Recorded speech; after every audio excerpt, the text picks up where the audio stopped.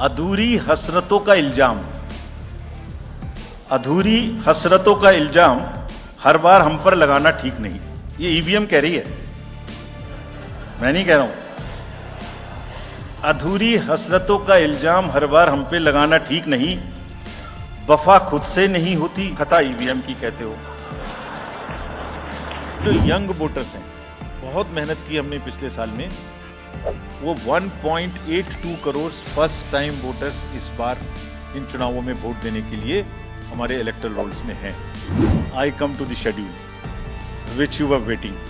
भारत निर्वाचन आयोग ने शनिवार को लोकसभा चुनाव की तारीखों का ऐलान कर दिया। देश की 543 लोकसभा सीटों के लिए 7 चरणों में मतदान होगा और 4 जून को चुनाव के परिणाम सामने आएंगे। पहले चरण का चुनाव 19 अप्रैल को होगा। पहले चरण के चुनाव में 21 राज्यों की 102 लोकसभा सीटों पर वोट डाले जाएंगे। अगर चुनाव के सभी चरणों की बात करें तो एक नज़र इस लिस्ट पर डाल लीजिए।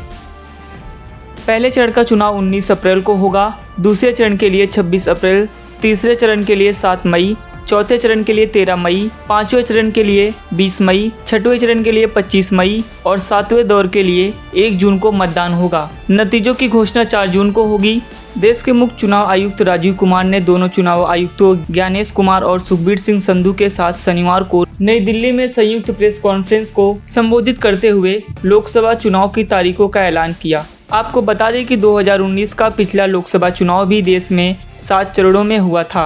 राजीव कुमार ने बताया कि वर्तमान 17वीं लोकसभा का कार्यकाल 16 जून 2024 को खत्म होने वाला है। उन्होंने चुनाव के पर्व को देश का पर्व बताते हुए कहा कि दुनिया के सबसे बड़े लोकतांत्रिक देश में चुनाव कराना अपने आप में एक बड़ी चुनौती है, लेकिन आयोग ने पिछले 2 वर्षों में इसको लेकर बड़ी तैयारी की है। उन्होंने कहा कि आयोग ने देश के सभी जिलों के डीएम और एसएसपी और एसपी से बात की है। तमाम स्तरों पर व्यापक तैयारियां हैं। इलेक्शन कमीशन ने बताया कि इस बार देश में 97 करोड़ के लगभग पंजीकरण मतदाता हैं। देश में 10,05,000 मतदान केंद्र बनाए गए हैं। चुनाव कराने के लिए 1.5 करोड़ मतदाता अधिकारी और सुरक्षा कर्मचारी हैं। 55 लाख ईवीएम और 4 लाख वाहन की व्यवस्था की गई है। उन्होंने कहा कि लोकतंत्र में हिंसा का कोई स्थान नहीं है और चुनाव में हिंसा को बिल्कुल भी बर्दाश्त नहीं किया जाएगा। इसके साथ ही चुनाव में धन बल और बाहुबल के दुरुपयोग को रोकने के लिए भी पुख्ता इंतजाम किए गए हैं। मुख्य चुनाव आयुक्त ने ये भी दावा किया कि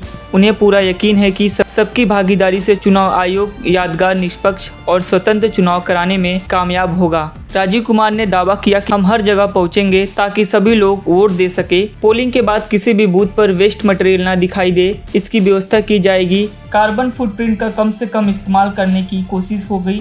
वोटर हेल्पलाइन के जरिए कोई भी वोटर किसी भी प्रकार की जानकारी ले सकता है। जितने भी क्रिमिनल रिकॉर्ड वाले कैंडिडेट हैं उनके बारे में 3 बार खबरों में विज्ञापन के जरिए बताना होगा। तो ऐलान के साथ ही आचार संहिता लागू हो गई और देश में लोकतंत्र का महोत्सव शुरू हो गया है। राजनीतिक दलों को बहुत पर्सनल अटैक से बचना चाहिए। फिर मुझे बदर साहब का एक शेर याद आता है,